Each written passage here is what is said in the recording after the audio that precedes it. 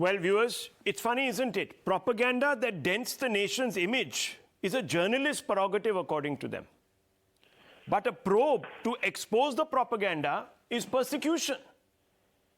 And they remember this axiom, viewers, only when it's their own.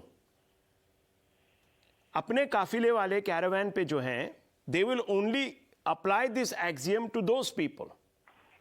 Others who are critical of them, for example, should be jailed. No questions asked. I mean, listen to the criticism that is coming.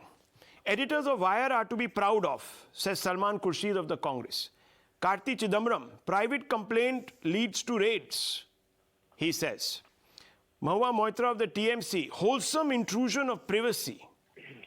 Mark the words, Supriya Srinate of the Congress, bid to silence those who question. Sitaram Yechuri, conducting raids is vindictiveness, he says. Viewers, the Congress defended the draconian Section 66A in court. It had to be struck down by the Supreme Court. Many people, journalists were jailed, activists were jailed.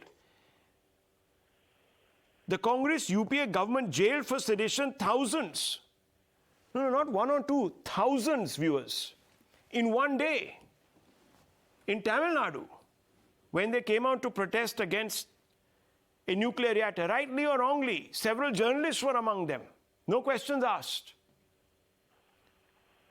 Mr.Poonawalla, why is it that certain journalists have greater rights than others in your book? Why should people like Aman Chopra, Rohit Ranjan, Nilesh Sharma, Kanchan Gupta go to jail, but not the likes of these two individuals or whoever else who is being probed today? I understood, Rahul. Thank you, and I'll just be very brief. I just want to slightly fact-check you. 66A, yes, was brought in by the Congress. I won't deny that. But the BJP government under Ravi Shankar Prasad defended 66A. Absolutely defended 66A. And I want to put this on record. You may fact-check me. Also, one more thing. The BJP government under Ravi Shankar Prasad... Sir, did the UPA do so or not?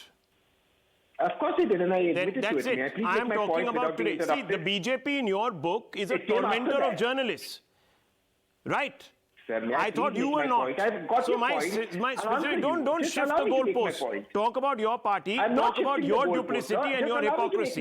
You, sir, allow me to make my point. I'm saying the Congress bought it in, but can you tell me something? Do you justify Salman Khurshid's statement? Editors of Wire are to be proud of. Editors who have come out and confessed. That statement. No, 1 second. Confessed. What brief do you hold for the Wire, sir? Let me ask you this. Let me ask you. They have come out but I can only and speak admitted. If you don't interrupt me. Excuse me, I'll finish.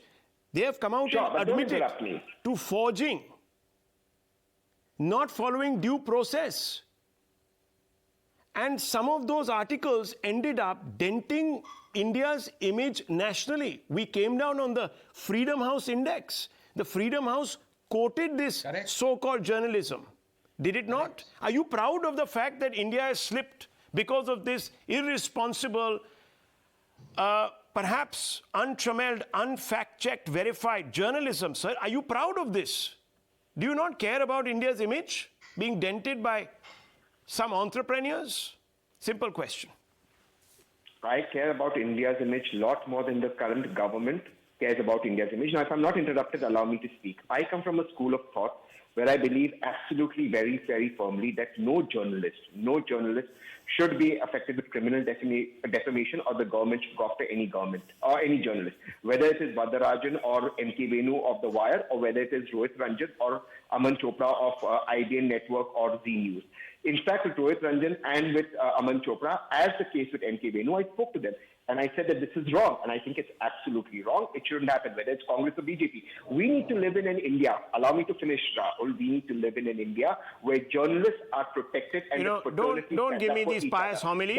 Ask your foul-mouthed, gutter-sniping, digital nomads in the Congress party from stop going after journalists and constantly threatening them with criminal defamation suit. One of those individuals, one of those individuals who bobbles between Rahul Gandhi's yatra and Mrs. Indira Gandhi, and Mrs. Sonia Gandhi's darbar today goes on to social media and tries to shame journalists spuriously.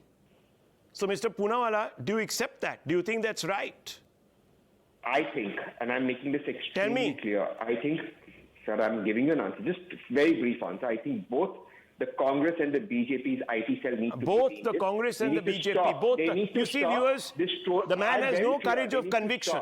He takes a position and then immediately resorts, viewers, to prevarication and drawing all sorts of equivalences, rightly or wrongly, but he will draw that equivalence. Have the guts, Mr. Tehseen Poonawalla, to call out this yo-yoing digital nomad who only has built his career walking around, walking around 10 Janpath.